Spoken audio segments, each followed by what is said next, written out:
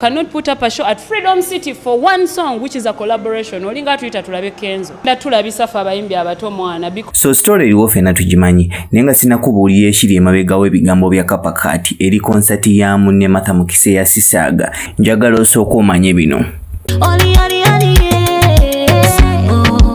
kanga mwawo sango.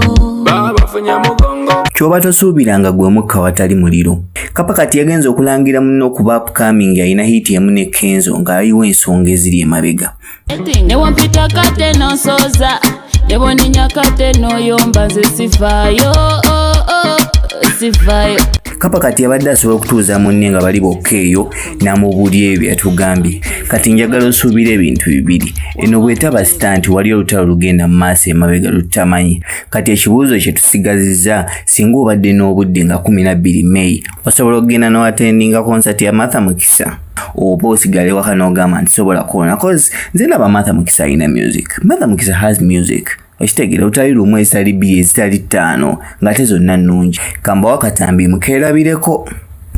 Cannot put up a show at Freedom City for one song which is a collaboration. Olinga tuita tulabe Kenzo. Nda tulabisa fa bayimbi abato mwana because this is a nebanga company. Omu akola ensobi nebalya mwenna. Don't feel tinaba wagiza abaweza abasobola okujjuza ekifo ekyo. Kwagala kuswala fa bayimbi abato mukwano to representing e bulungi. Expensive. Bashe twali sawa mukaga tukina imba sango kuva saa mpaka mukaga tudeka. Ku mitwalo 2 era kimanyi abantu agenda okujja kuno akoloba simu.